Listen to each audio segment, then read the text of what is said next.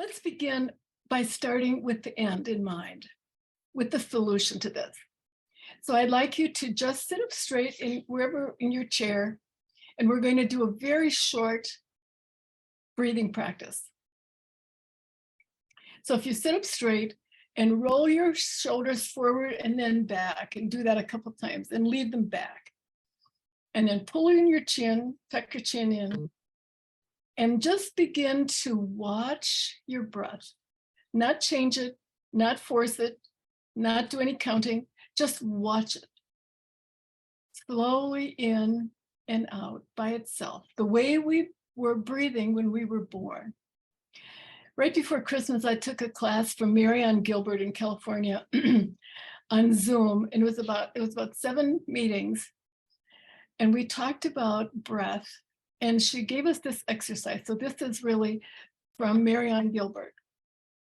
And it's gently watching your breath and letting the breath go through your 3 centers and just watching it.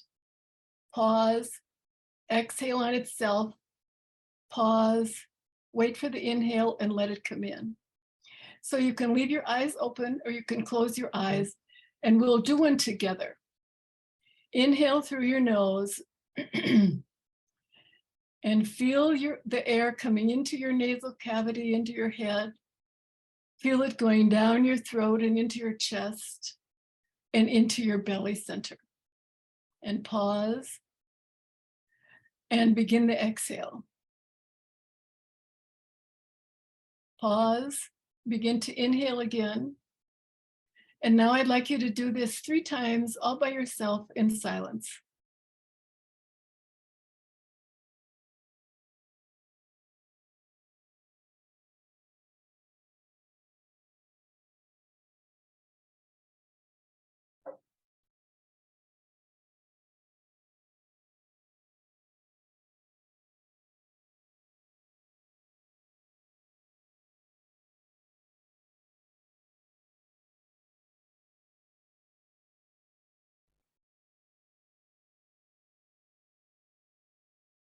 And now smile. First, begin the smile behind your mouth, keeping your mouth closed until you can feel the smile throughout your whole body. And then let your mouth smile as well. Open your eyes and come back to the room.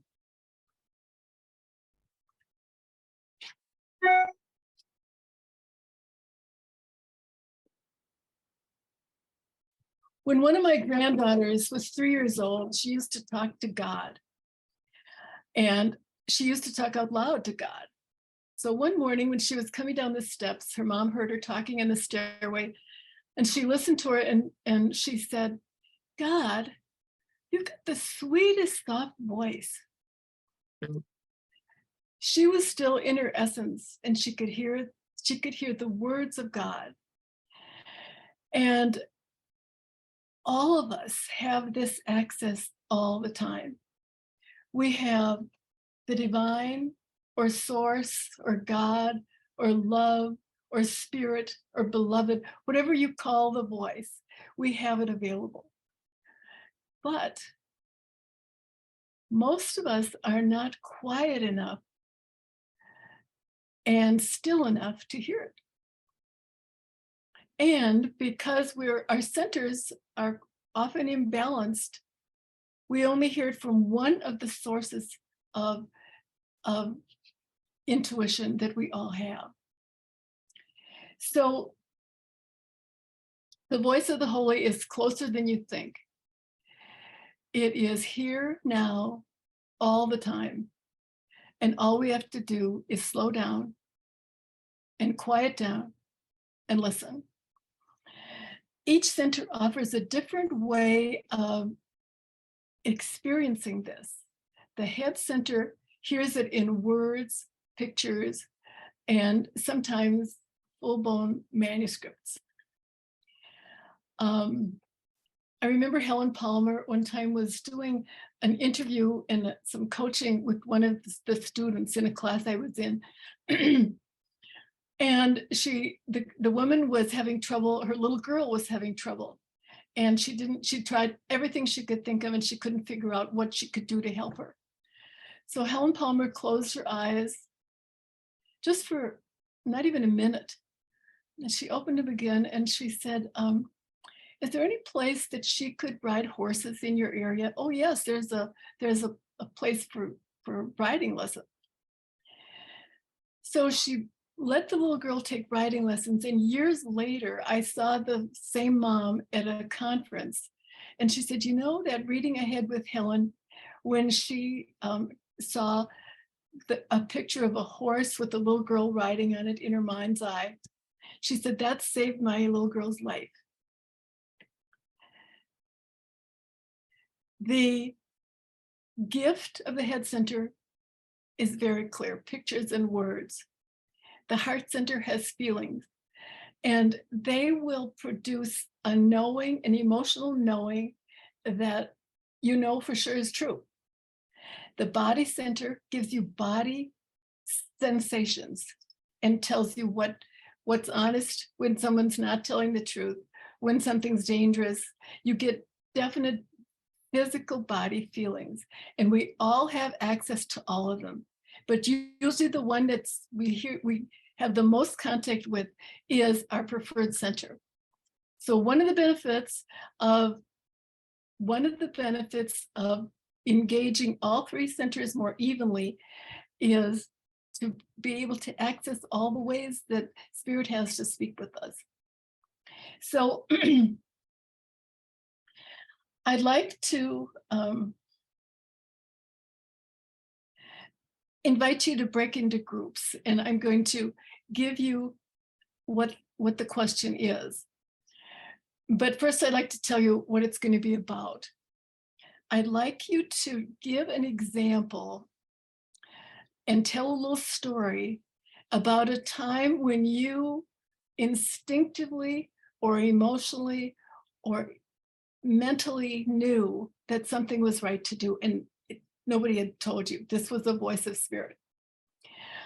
And it turned out to be a very good thing for you. I want you to tell that story and tell what it was you heard or felt or knew, and then how you felt it to this group. And I'll give an example. When I was 59, I lost my job, and the company I had been working for was sold. And I decided to take some time off because I was very tired and kind of definitely on the edge of burnout. So I took a year off, and all I did was rested. I had a studio downtown, so I painted. I walked to the studio. I walked back and forth. I just did nothing except rest. And I asked for the knowing of what was next in my life, because I wanted to spend the rest of my life doing something that was totally aligned with my values and totally aligned with my purpose in life. And about 4 months later, it just came to me one day. I knew what it was. It was the Enneagram. Someone had introduced me to it. I had known about it for 7 years. I had never spoken to people about it. I'd never been to a class. I just worked with it myself and with the people I worked with at work, but I didn't speak about it. And I knew it from my heart. I happened to be a 2 on the Enneagram, and I knew it from my emotional center. And there was no question that that's what I was going to do. I had no second thoughts. I didn't have to think about it. I knew that was what I was supposed to do. And it turned out to be very positive. So in your small group, I will ask one of you to begin by telling a story of a time when your intuitions, the voice of Spirit, talked to you, and it turned out to be the truth and something good for you. What it told you and how you knew. And I want one of you in the group of 3 to be the timer. And each person gets 3 minutes and a little bit more. And if your stories are quicker than that and you get through, make another round and go think of another intuition that you have, because we have them every day. and they're always available to us. So now I invite you to break up into groups. First, introduce yourself, then tell your stories. Yes, and please be brave and stick around for the breakout rooms. Depending on your personality, this might feel terrifying, but I promise it's worth it. So, well, and there's one more part about that. If you choose not to speak in the breakout room, just say pass, but don't miss the stories of the other people. They're priceless. Hi, everyone. We're not going to have a processing of your conversations with the whole group because of the 3 meetings that are coming up in March, April, and May. You will have a chance to hear the stories of all the types and how the centers overused or rejected work in their life and how they figure out how to change that and balance their centers. So if you would put up the next slide, please.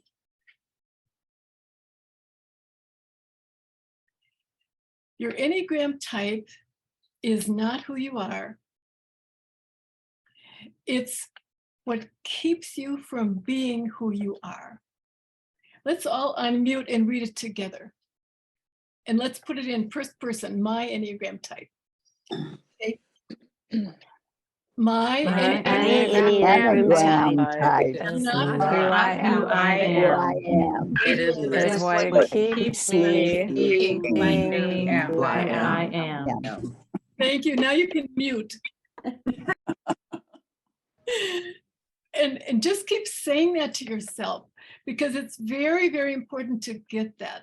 We're not talking about being a better 2 or being a better 7 or being a better 4. We're talking about letting our type drop away so we can be who we truly are. You can give us the next slide. That's perfect. Okay. This is the map of the Enneagram. But first, let me read what Gurdjieff has to say. There are 1,000 things which prevent a person from awakening, which keep us in the power of our dreams. In order to act consciously with the intention of awakening, it's necessary to know the nature of the forces which keep us in the state of sleep. And that's what Gurdjieff said. And the Enneagram is a powerful tool to do that. Here's a symbol that Joyce Stenstrom and I together designed. And it's all about all the parts of the Enneagram and the triadics that keep us stuck. And the one we're going to talk about tonight are the one in the color.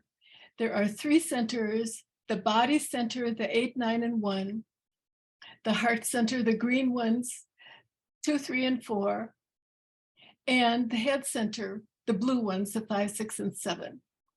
And this map is a powerful, powerful combination of psychology and spirituality. And I feel so grateful to have been born in this particular time in history when this kind of insight was available to the public and not just to a select few that were able to access it in generations before me. So this is not only available to me, but to my children and to my grandchildren and to all the generations to come. And currently, the popularity of the Enneagram is exploding, and people are beginning to understand the power and the benefit of this tool. It's not just a functional thing to fix us up or to make us function better in our life. It's about letting go of our type and claiming our power and our full person.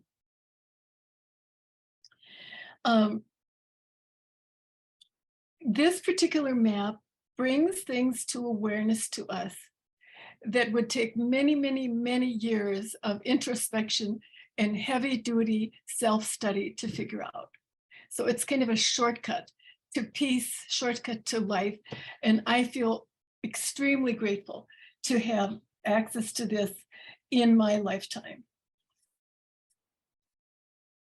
The centers are one of the forces that keep us stuck. And I'm going to ask you to put up the next slide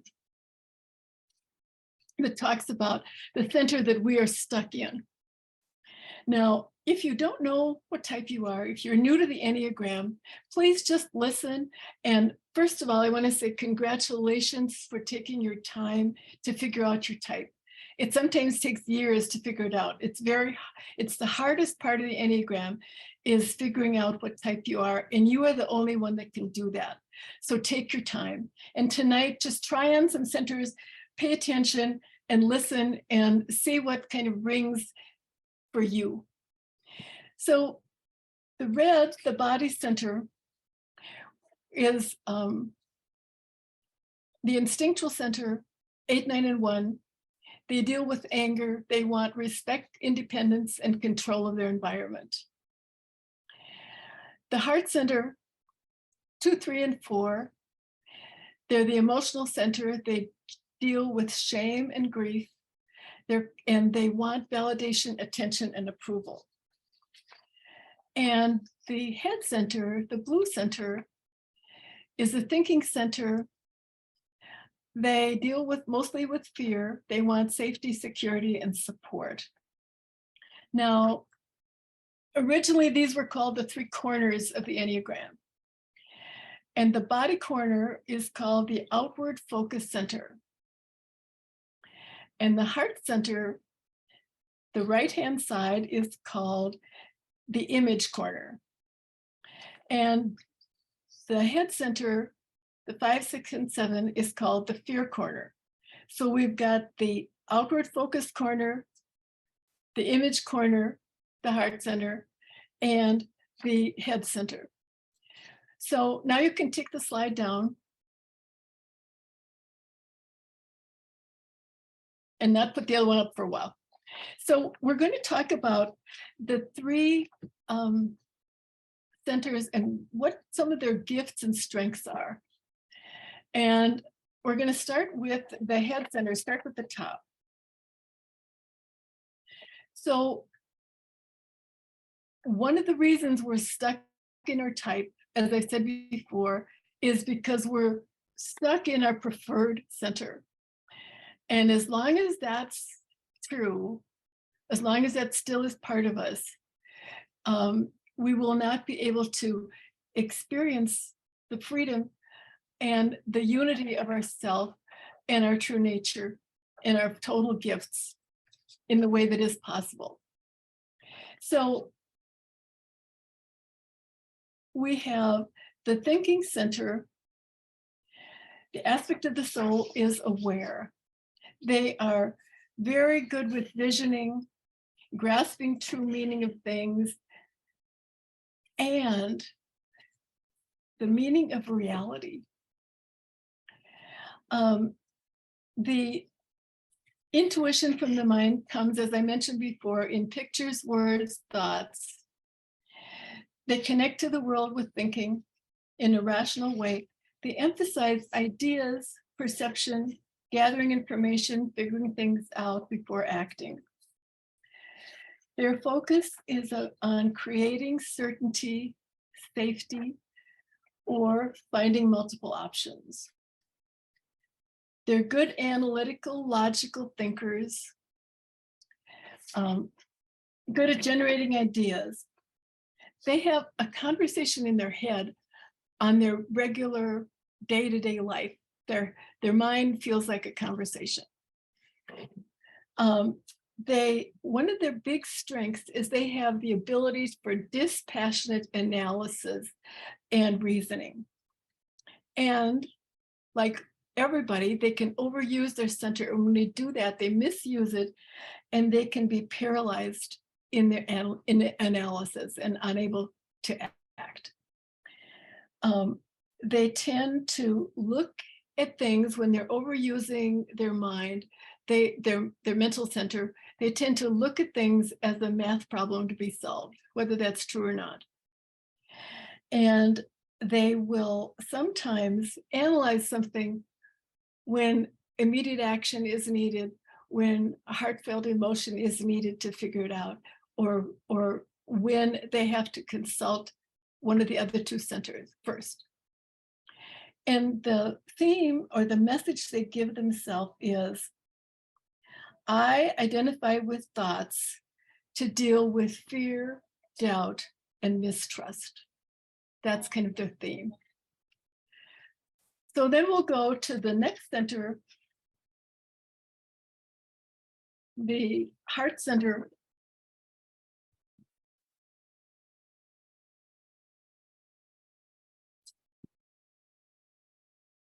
Oh, by the way, the energy, the chi that the head center, the 5, 6, and 7 use is called Shen Chi. And what it is the numinous mind, the true mystical experience they have available from that center. And we all have available from our head center. Then we go on to the heart center. And remember, all the centers are continually active with all of us all the time. It's just that we choose to use one a lot, one to support it, and we ignore the third one. So the heart is the feeling or emotional center. The aspect of the soul that they deal with, the heart center deals with, is loving.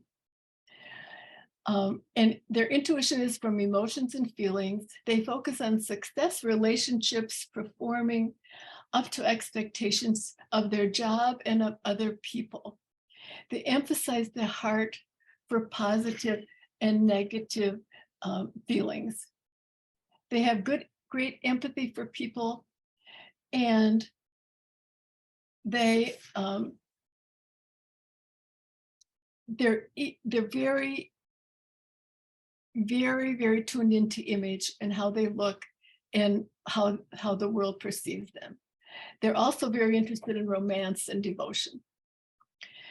They can read other people's feelings easily. They're compassionate, open-hearted. One of the strengths is our heart center allows us to feel our emotional connection through empathy. When we overuse our heart center, we can be oversensitive and insensitive or manipulative.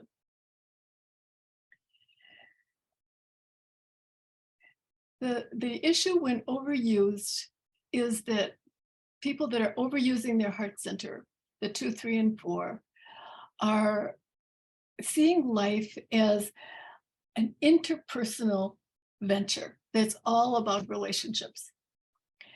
And this creates constant evaluation of their ability to relate. So they're always wondering what they thought, what someone else is expecting, if you've given enough, if you've done enough, if you've been deep enough with everybody. They have a deep sense of being unlovable. And the heart types, in my experience, have to be built. Their self-esteem has to be built before they can even begin to look at the shadow of the heart center. They are looking in 3 different ways. They want validation, attention, and approval. The 2 wants to be validated and approved of for themselves. The 3 wants validation, attention, and approval for what they do and how their work is, how capable they are, how good they are at their work. And the 4 wants validation and attention and approval for their uniqueness. They want to be understood, they want to be heard, and they want to be seen as who they truly are.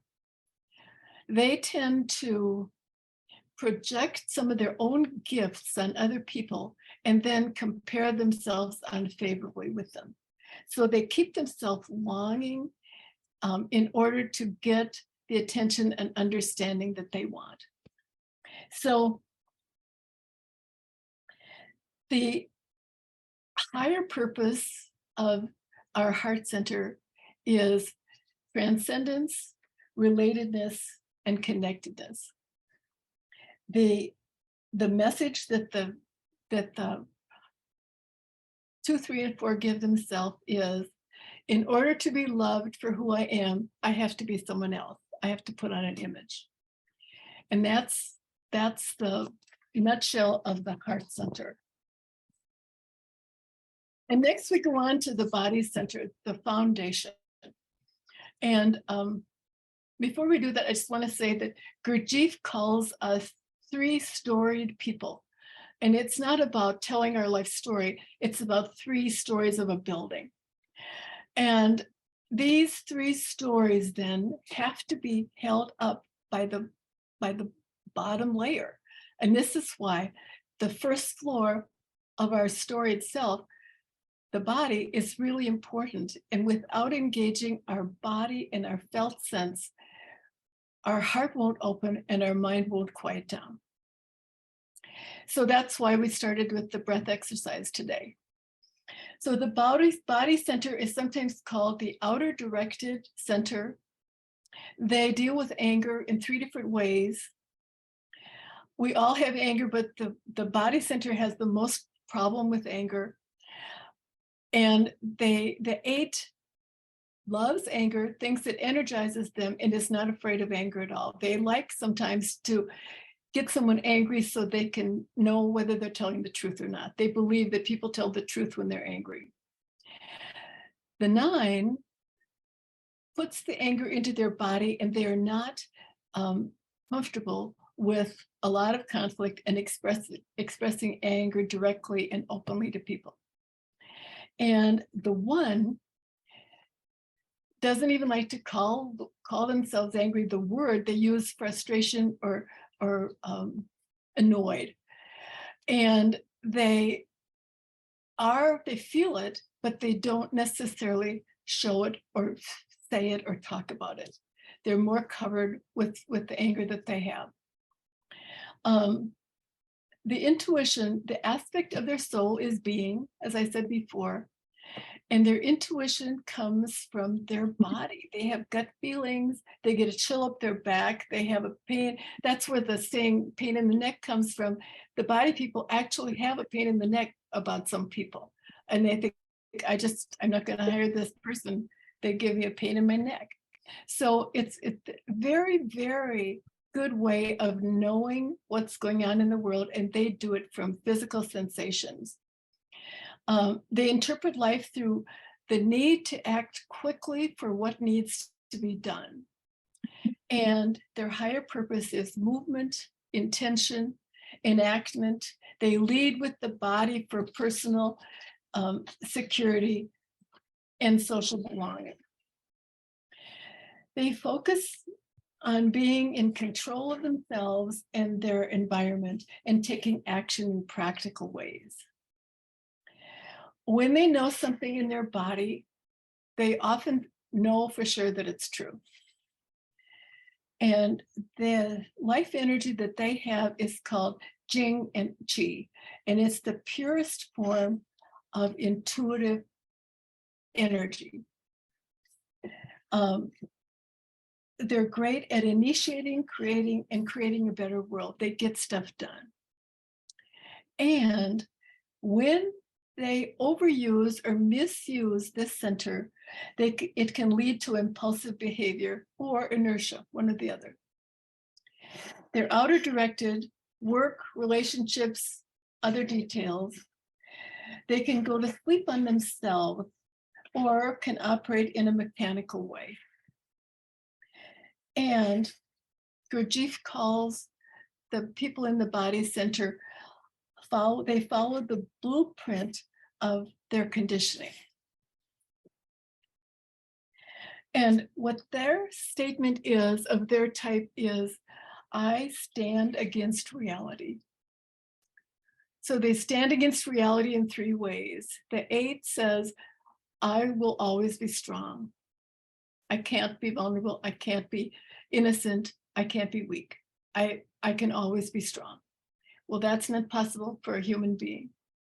The 9 says, I will keep peace in my surroundings, and everyone around me and with me will live in harmony. And that's not possible either, as nines will tell you. And then the 1 says, I will make everything in my control up to the highest standard that I can see, which is a very high bar. And as long as you're around human beings, that isn't possible. You can't make everything in the world and everybody perfect. So the standing against reality often helps the 8, 9, and 1 recognize that their type isn't possible.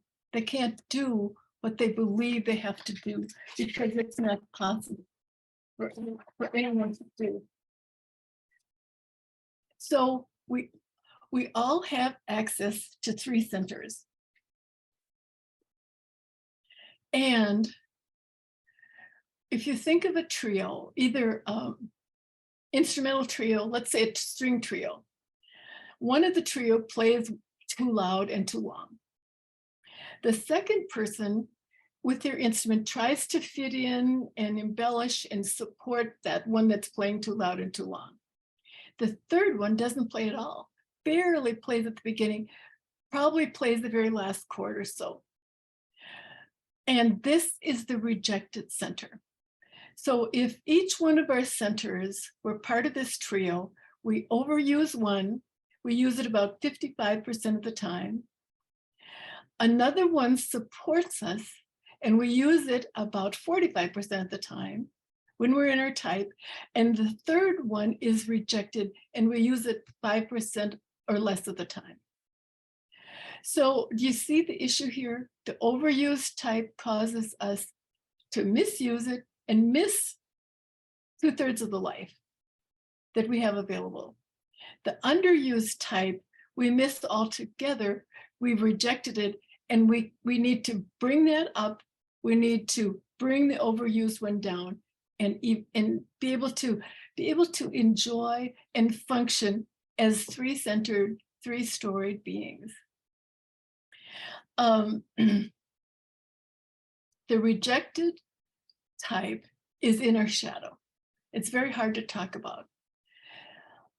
So first of all, don't leave because it's too hard. Just drink some coffee or think about something else for a little bit if it's too hard to listen to, because this is shadow, and shadow work is difficult. And the rejected center needs to be embraced, loved, held back to health, and healed. And we can only do that by noticing it and not criticizing the fact that we don't use it. Saying, oh, look at that. Interesting. And be just as gentle about reclaiming your rejected center as you would a toddler. Treat the misuse and the rejection of your rejected center with extreme gentleness and kindness to bring it back into play. There is quite a bit of suffering caused by the rejected center. And I want you to think of the Enneagram and think about to tell which one is your supportive center. It's the one that's next to you, that's the closest to you. So if you look at the body types, the 8 supportive center is the thinking center because they're closest to the 7. And the 1 supportive center is the heart center because they're closest to the 2. The 2 supportive center is the body center. The 4 supportive center is the thinking center. The 5 supportive center is the heart center. And the 7 supportive center is the body center. So that means that the other one is the rejected center. Now, here's the part that's a little confusing. What happens to the 3, 6, and 9? They're not next to anybody. They're just next to their own type. So the 3, 6, and 9 reject their preferred center. And this is hard to understand, but when you hear them talking next month in the 2 months following, March, April, and May, you will hear them tell you exactly how they do that. And what it is they reject the center that they're in. And for example, the 3 has all of the sweetness, the empathy, the connective ability, the ability to influence and work hard of the heart center, but they disconnect from their feelings. Because when they were little, it was so important for them to be successful and be the star of the family. And when they felt like crying, they were told, it'll be fine, just jump up and get back on the bike. And they learned to repress their feelings. The 6, who is exceptional at thinking, has very good analytic, intelligence abilities. They are the most detached from their thinking. And the reason I say that is what happens, or I'm not the one that says, the reason I'm telling you this is that what happens is their thinking is spent too much on worrying, on worst case scenarios, on fear of everything, of really having a lot of issues with concern and worry and dread and worst case scenarios. So their mind is filled with that. They don't have time for the analytical thinking that they're so good at. So they detach from their thoughts. And the 9 is most disjointed from their bodies. They experience this in the way that they can calm down the group or whoever they're with by their calm, mellowing energy. So they don't always get into their body and think, what do I need? What's good for me? They're concerned about keeping everyone else calm. And so they stay at that mellow level. So the work for the center, for the inner center, the shock points of the Enneagram, the 9, the 3, and the 6, is to reconnect with their preferred center. This will be clear to all of you when you hear the panels in the next 3 months. So if you put up the slide now, please.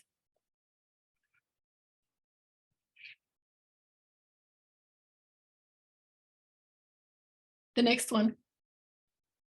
Okay, the people with active energy, the 8, 3, and 7, they reject the feeling center. The people with receptive energy, the 5, the 9, and the 4, they reject the body center. And the 2, the 6, and the 1 reject the thinking center. Now, when you think about this, this is the part that's hard to take. And it's hard to accept and hard to see in ourselves. But let's just take my own example. If I'm truly honest, I know that I reject my thinking center, not because I can't think, and not because I'm not smart enough to think, and not even because I don't think it's important to think. I am too busy connecting and relating and working to success and trying to perfect the image that I have. And the same way with the 1. They're too busy trying to get everything at the highest level to do the thinking that they would need to do to balance their centers. So do you see then that the people, the 5, the 9, and the 4 that reject the body center, the 5 gets so caught up in their head that they don't always carry their energy all the way down to their belly, to their body. And the 4, the same thing. They are so interested in their emotions and their feelings and figuring out who they are, that they don't always get into the active doing of the body center and get their creativity out in the world. The 5s don't get their creativity out in the world sometimes because they don't think they know enough yet. And the active energy people, the 8, the 3, and the 7, they reject the feeling center. The 7, because they're rejecting pain. The 3, as we spoke about, the 3 that we spoke about is rejects the feeling center because they're too busy, they don't have time, and they were taught as small children that they had to start to perform and be always on to appear successful. And the 8 is too busy with activities and making things happen to take time for the feeling center. And when they do take time for this feeling center, the 8, 3, and 4, 8, 3, and 7, they find that there's quite a load of anger, fear, or grief, depending on what type they are, that they need to process. So you can take the slide down now. And I would like to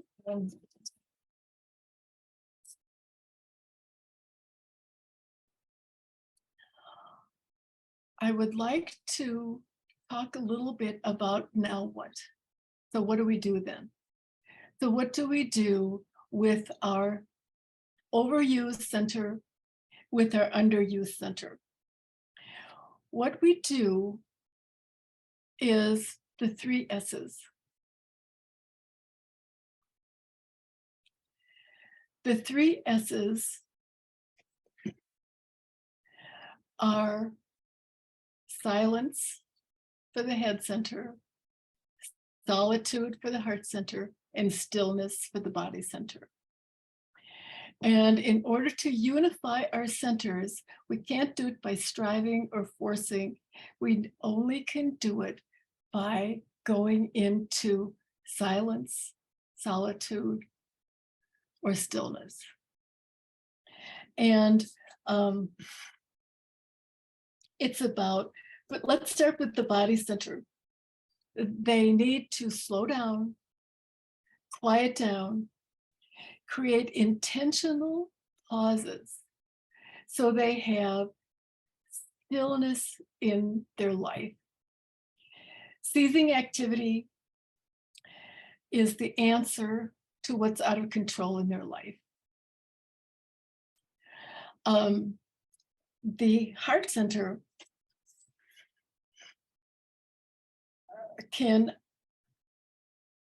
needs actual solitude and aloneness. And I had worked on this for decades.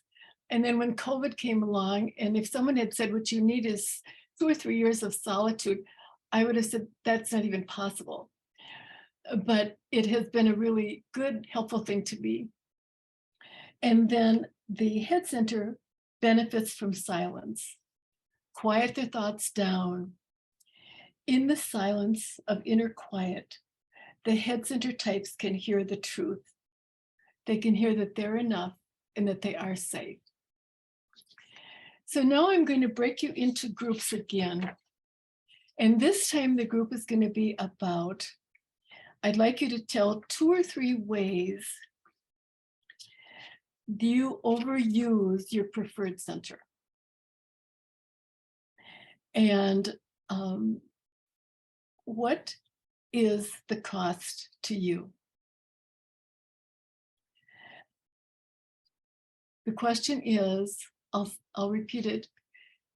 Tell your group 2 or 3 ways that you are aware that you overuse your preferred center.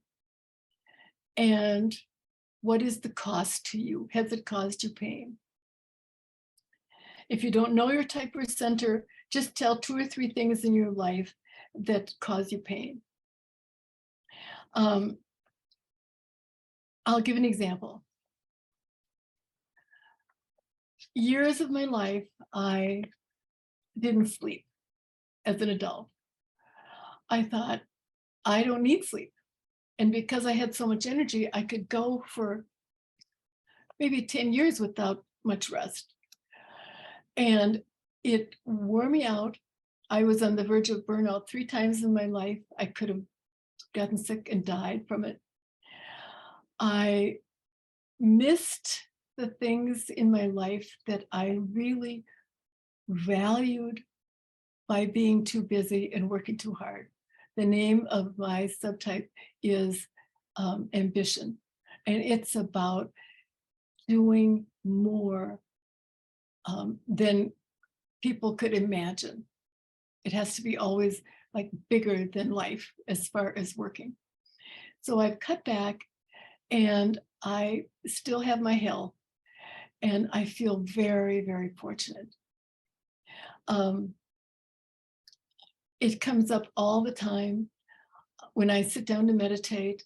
There used to be this parade of people that would walk by me, and they were in my mind's eye, and I needed to call them right away. Some of them I hadn't spoken to for months. And I had to learn not to be called out to connect, because the connections are still and have been too big in my life. So I'd like you to go into your groups and bring up something about your life that has caused you pain. And 2 or 3 ways that your preferred center, overused, is causing you pain. So now break up into the groups, please. 3 groups, 12 minutes. 1 person start, another person keep time. Hi, everyone. Welcome back from your groups. I'm so glad you got into it. It sounds like most of you could think of stories to tell and are starting to recognize the fact that our type and our imbalance of centers is the cause of all our suffering. And having this tool to help us with this is just a remarkable, remarkable gift. I'd like to talk a little more about the rejected center. We got a few questions about that, and let me just talk a little more about it. It doesn't mean that you don't, for example, the 2, the 6, and the 1 who reject the mental center doesn't mean we don't think. It means we're thinking about the wrong thing, or the thing that doesn't help us with analysis and seeing the truth and inventions and really figuring out things, or setting goals for ourselves. I remember when the first time I got the idea that I could set goals for myself. And I was older than 35, probably right around that age. But before that, I had never thought of that. I was thinking I was here for other people. It wasn't about me. And so even setting goals, having objectives, things that most people take for granted, I couldn't think to do it. It's not that I couldn't do it, I couldn't think of it. And that's what happens with our rejected center. We don't think of the possibility of doing it. The people, the 3, 7, and 8 that reject the heart center, not that they don't feel, it's not that they don't even miss their feelings, it's that they forget to do it. And they've not done it for so long, they've pushed it back, that they're in the habit. See, it's the habit of the repressed and the overactive center that gets us in trouble. It's not the centers themselves, it's that we don't use one of them, we overuse one. And that's what causes our pain and our suffering. So let's just talk one more time about the shock points.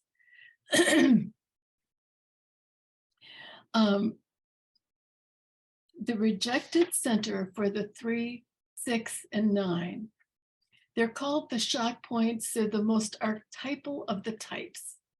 And their holy ideas are faith for the 6, love for the 9, and hope for the 3.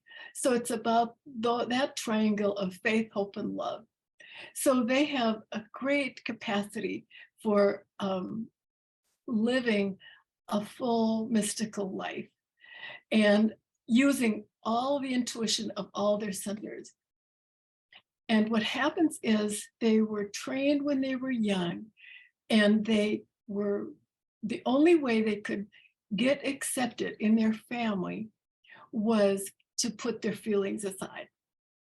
That they could figure out, in order to be loved, I have to not be all about myself. The 9 learned I have to be the one that keeps the peace here, and I can't be screaming and yelling to get my way, or it just wouldn't work. There's too much already going on in this family.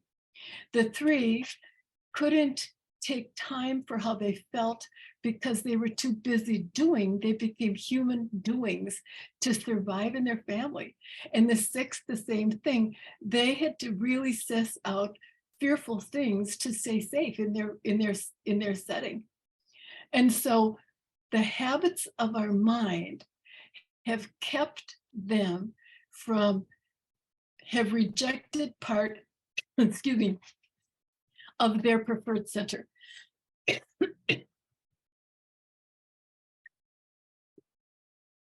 Sorry. Now, the answer, and we started with this before the breakout group, the answer is mindful meditation, stillness, solitude, and silence. And I might even use the word crucial if you want to have a full life and be able to use all the stories of your 3 centers. Just think about what it would look like if your house had no upper story, the roof was gone, there were just rafters standing there. Or if the middle story was just rafters. Or if the foundation were not there. If it was just some rafters holding up the rest of the house, but no foundation, no bottom, no solid ground. So I like the metaphor of the storied existence because it gives you the idea that you've got to have a foundation. You have to be able to stay in your body, and then your heart can open and your mind can quiet down.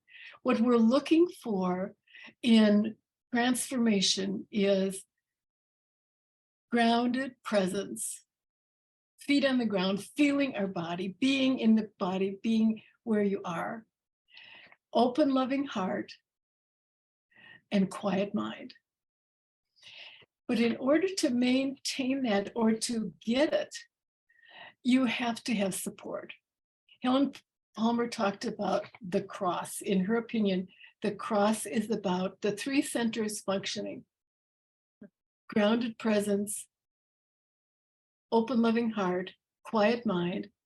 But then in order to keep that, you have to have a horizontal bar, which is support. Gurdjieff says it's not hard to do your work by yourself. And by work, I mean working on your imbalance of your centers and your type running the show. It's not hard to do your work by yourself. It's impossible. So you need to have support. When I decided that I wanted to develop a meditation practice, I got a group of people together. I had a studio downtown at that time. And every morning for about 6 years, the group of us came at 8 o'clock for an hour to my downtown studio and met. And we meditated and we did awareness practices and we had a check-in and we had a commitment, and that gave me the energy to keep going for the week. So if you're having trouble with your meditation, and remember that your ego is going to try its hardest to keep you from doing this, because it doesn't want you to get rid of it and not use it the way you've been using it. So the ego is going to put up a big fuss. In fact, the more you work on yourself, the bigger the fuss the ego puts up and doesn't want to do the practices. And so if you're having trouble doing your practices and being silent, having solitude and still, then get some support for yourself. I'm going to ask you now to get that piece of paper that you all have in front of you. And I'd like you to make a grid on the piece of paper.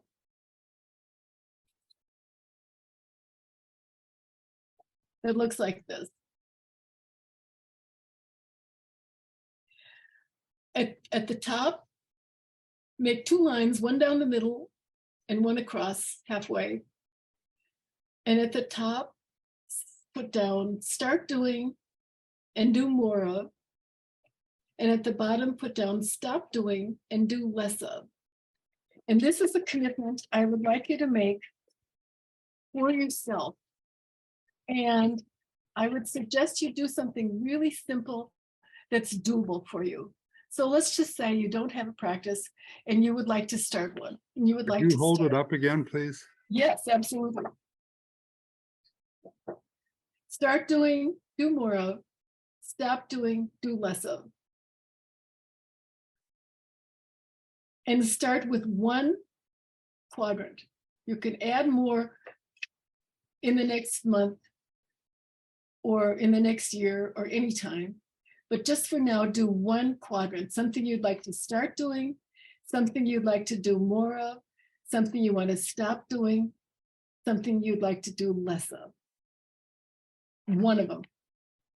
And make it small so that it's doable for you.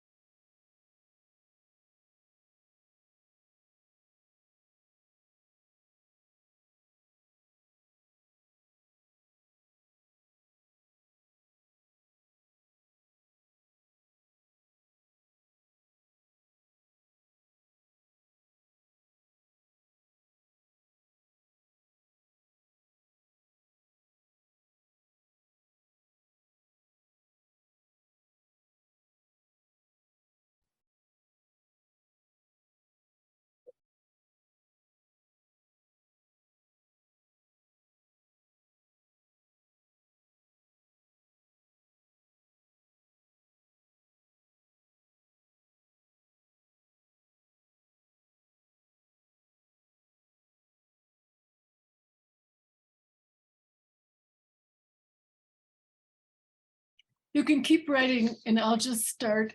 I'll just do a little more talking.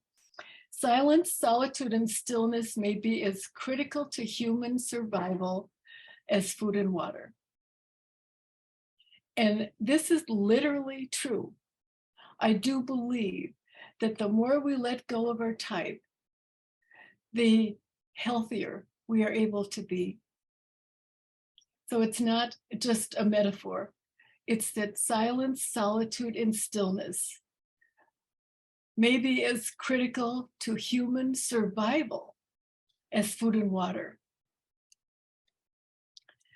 And St. John of the Cross, a Spanish mystic from the 16th century, said, silence is God's first language. Let go in silence. I find love from God, for God, from myself, for myself, from others, and for others. Silence is God's first language. What I find is letting go in silence, I find love. Love from God and for God, love from myself and for myself, love from others and for others. And we have a powerful pair to work with. the Enneagram, which helps us with awareness, and the silence of contemplative practice, the solitude of a contemplative practice, the stillness of a contemplative practice. And those two things together will balance our centers. They will bring us happiness like we've never known before, and they will open up the intuition of our whole being. We have one question I'd like to talk a little bit about.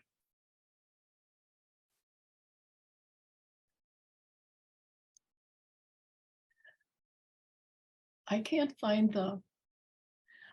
get, I'm sorry. Do you want me to read it? Yeah, I got it here. Okay. And this is from Maya? Mia? Muree, I actually think I am most comfortable with my thinking center as a 6, which is the head center, yet it does not make me happy. I want to go to my heart center, which is difficult, but I can then calm down with my intuition and I can feel it in my body. I love this question. Thank you so much for sending it. This is the big question. Our center, when we are overusing it, doesn't make us happy because we're overdoing it. We're letting the center be the boss of our life. And we have to let go of some of the overuse of our preferred center and bring up the underuse of our rejected center. And then is when happiness sets in. Nod your head, Maya, if you think that's, if you understand that. I saw you before. Put your hand up, maybe.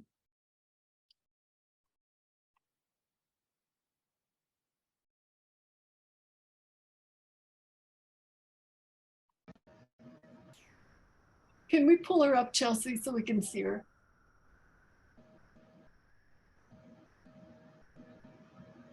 I'm trying to find her.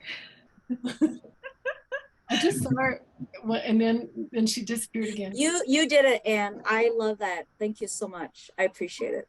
Okay, that's what it is. Thank you so much. That resonates with me. Yes, thank you. You are welcome. And that was just a fabulous question because that is the issue.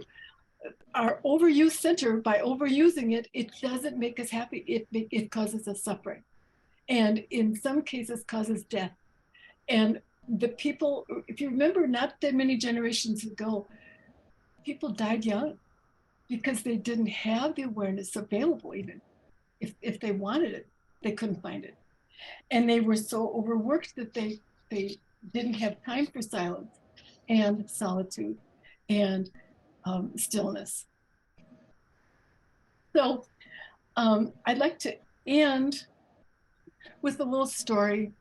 This is a famous Sufi story that Enneagram teachers have used since the beginning of time. It was Claudio Naranjo's favorite story. And it was about Nasruddin.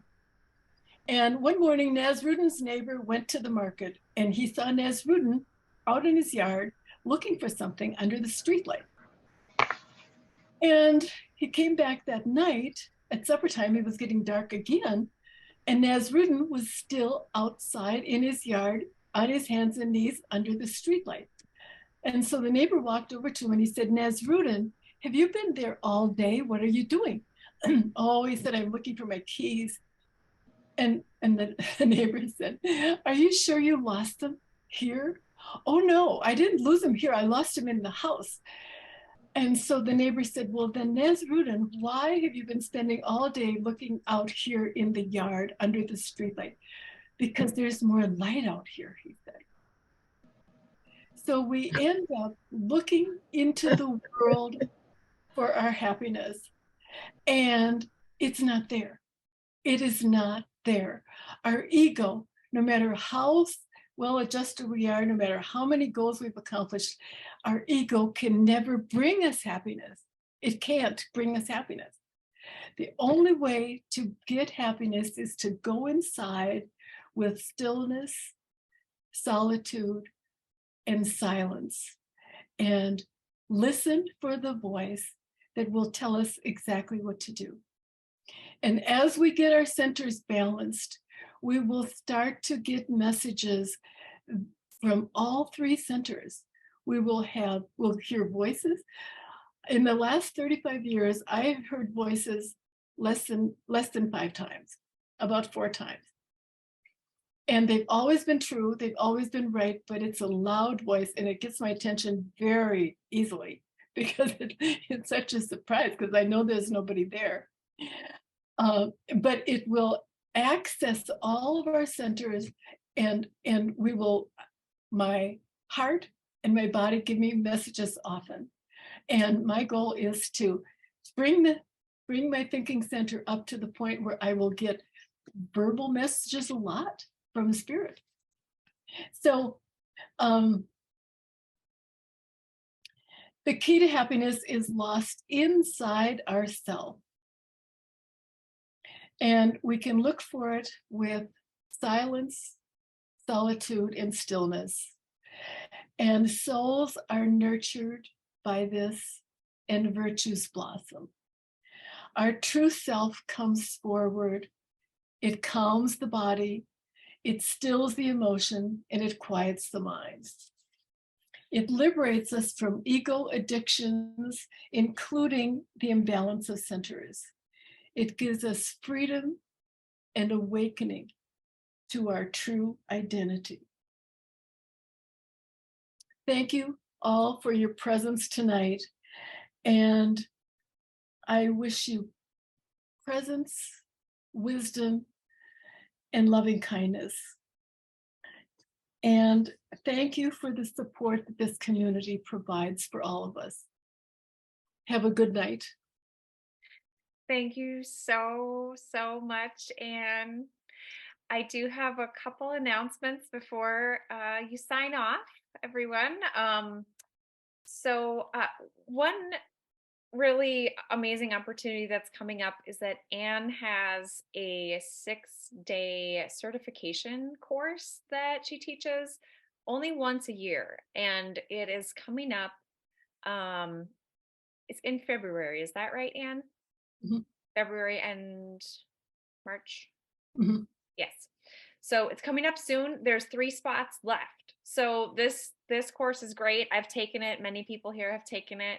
It's really good for anyone who is simply looking to deepen their inner work and healing and self-awareness, or folks who are looking to use the Enneagram in professional settings.